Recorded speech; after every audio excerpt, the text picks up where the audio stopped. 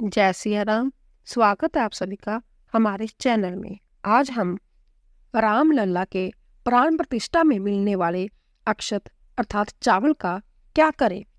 काफी लंबे इंतजार के बाद अयोध्या में राम जन्मभूमि पर मंदिर का निर्माण हो गया है, जहां 22 जनवरी 2024 को राम लल्ला की मूर्ति की प्राण प्रतिष्ठा की जाएगी।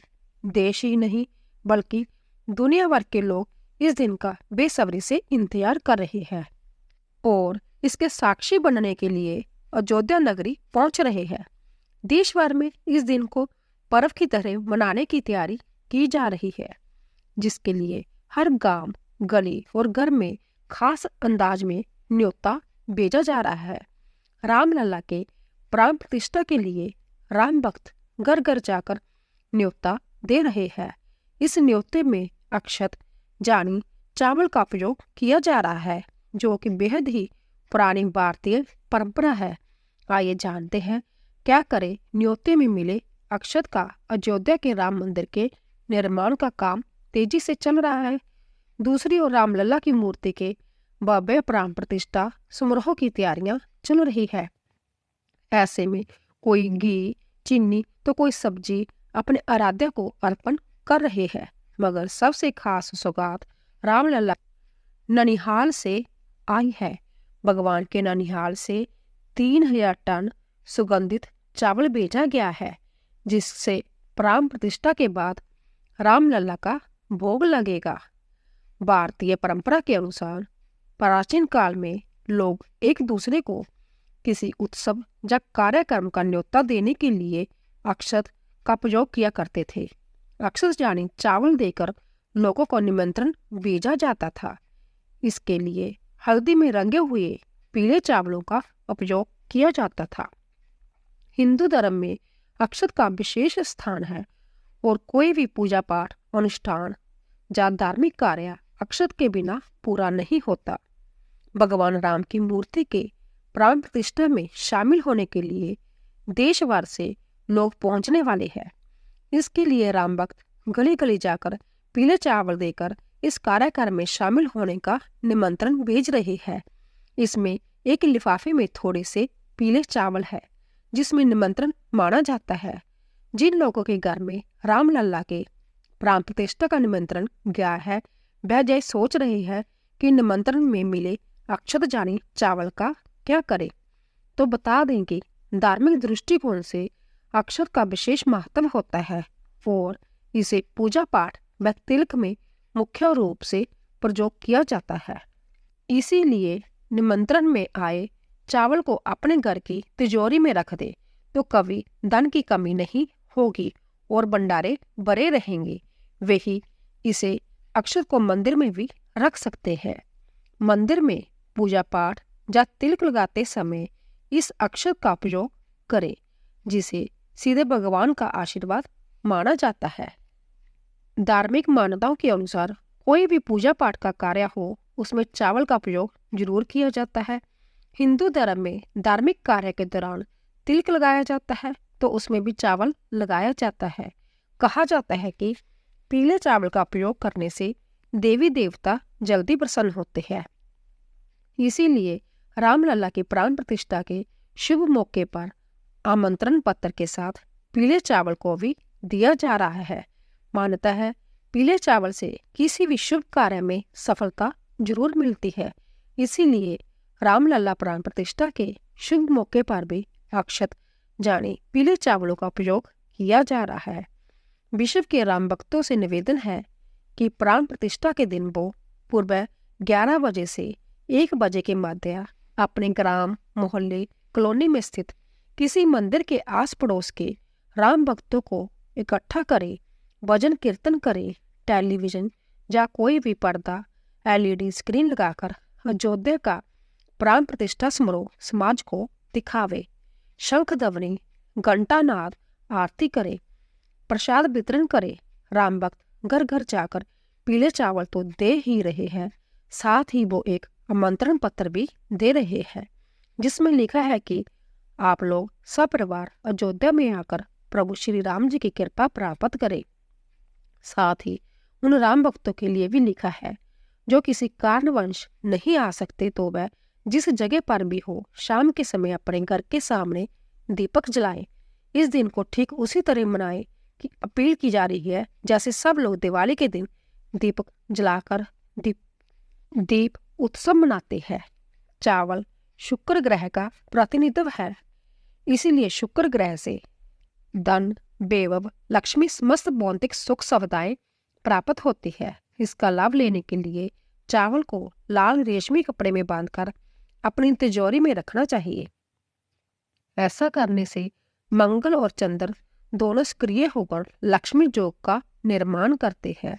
इससे घर में खुशियां आएगी। राम मंदिर से मिले चावलों का बहुत महत्व होता है, इसलिए रामलला के प्राण प्रतिष्ठा के दिन इन चावलों से खीर बनाई जा सकती है। इसके बाद इस खीर को परिवार के साथ प्रसाद के रूप में ग्रहण करें और दूसरे में भी बांटे। ऐसा करने से घर में समृद्धि बनी रहेगी। श्री राम मंदिर से आए चावलों का क्या करें? इस चावल पर डॉक्टर गौरव दीक्षित बताते हैं कि रामलला के प्राण प्रतिष्ठा के लिए न्योता में मिले चावलों का विशेष महत्व है।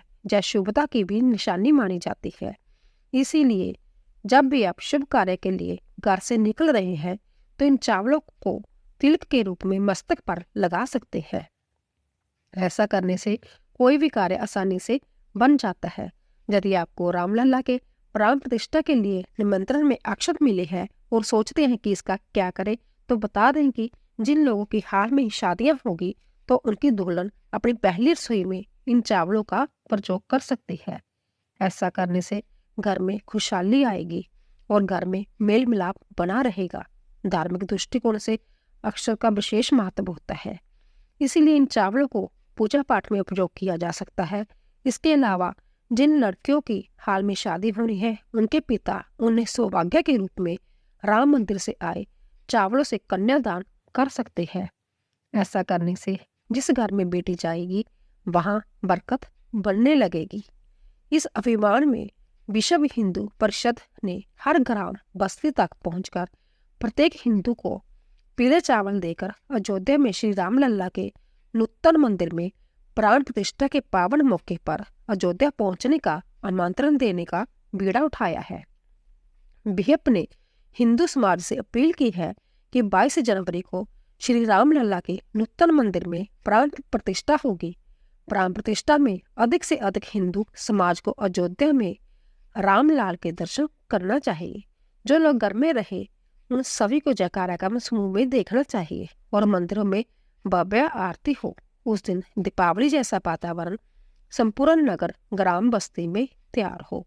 हर घर में भगवा पताका, रंगोली, विद्युत साज सजा, आतिशबाजी व दीप जलाकर उत्सव का वातावरण बनाए। श्री राम जन्मभूमि तीर्थ क्षेत्र ट्रस्ट के महासचिव चंपत राय ने बताया कि प्राण प्रतिष्ठा से पहले भगवान के सम्मुख अक्षत का पूजन होगा। अक्षत जानी जिसका शेयर नहीं है, टूटा हुआ नहीं है। चावल और वो भी पूजित चावल देश भर में एक सिस्टम के अंतर्गत वितरित होंगे और निवेदन किया जाएगा कि आनंद उत्सव के दिन प्राण प्रतिष्ठा का कार्यक्रम अपने अपने मंदिरों में मनाए।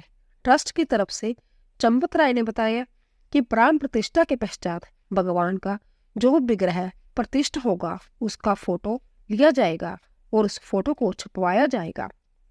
अयोध्या आने वाले प्रत्येक दर्शनार्थी को वह फोटो प्रसाद के साथ दिया जाएगा ताकि 1-2 साल में ही हिंदुस्तान के कम से कम 10 करोड़ लोगों के घरों में वह चित्र पहुंच जाए।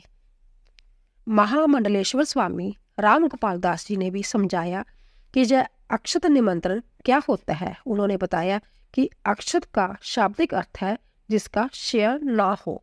उन्होंने कहा कि भारतीय दर्शन में मृत्यु के पश्चात राम राम सत्य है कहा जाता है। श्री राम के रूप में मरने के बाद भी हम बने रहते हैं। उन्होंने कहा कि अक्षत आत्मा का ध्यान कराता है। उन्होंने समझाया कि ट्रस्ट ने इसका प्रतिबिंब दर्शाया है कि ऐसा मंदिर बने जो कभी नष्ट न हो। निर्माण में भी इसका ध्यान रखा गया है। महामंडलेश्वर स्वामी राम गोपाल दास ने समझाया कि हमारा संबंध भगवान से अक्षत का है। जीव का ईश्वर से नित्य संबंध होता है, यानी ऐसा संबंध जो कभी नष्ट नहीं होता। उन्होंने कहा कि भगवान के साथ हमारे अनंत संबंध होते हैं। मंदिर के सनातन होने का प्रतीक जय अक्षत है। दान के ऊपरी हिस्से के निकल जाने के बाद जो चावल बचता है, अक्षत में उसका उपयोग किया जाता है। कहीं कहीं हल्दी, सुपारी और तुलसी दल का प्रयोग भी किया जाता है। उन्होंने समझाया कि गोस्वामी तुलसीदास जी ने भगवान श्री राम को दही भात खाते हुए देखा था, इसलिए इसे महाप्रसाद भी कहा गया है। उन्होंने कहा कि अक्षत के माध्यम से जो न्योता दिया जा रहा है वो ईश्वर की अंतर आत्मा का प्रतिनिधित्व है। दान किया जाए हिस्सा धन्यता की ओर ले जाने की कामना की जाती है। शादी विवाह में भी दान का इस्तेमाल होता है ताकि धन्यता बनी रहे, इसीलिए अक्षत के माध्यम से निमंत्रण दिया जा रहा है। इस तरह राम मंदिर की प्राण प्रतिष्ठा का न्योता सिर्फ प्रधानमंत्री नरेंद्र मोदी को ही नहीं गया, बल्कि आम श्रद्धालु भी अक्षत निमंत्रण के माध्यम से इस कार्यक्रम से जुड़े रहेंगे। अपने आसपास के देव स्थानों में पूजा पाठ एवं आरती में हिस्सा लेंगे। पुराने काल में भी अक्षत के माध्यम से ही लोगों को शादी ब्याह या अन्य कार्यक्रमों का निमंत्रण दिया जाता था। कार्ड के साथ भी अक्षत भेजे जाते थे। अक्षत के चावल पर्व त्योहारों में पूजा पाठ के दौरान भी इस्तेमाल में लाए जाते हैं। प्रिय दोस्तों, आज के वीडियो में बस इतना ही। हमारे द्वारा दी गई शास्त्रों अनुसार जानकारी आपको अच्छी लगी तो वीडियो को लाइक, शेयर एंड सब्सक्राइब कीजिए और कमेंट बॉक्स में जय श्री राम अवश्य लिखिए। धन्यवाद।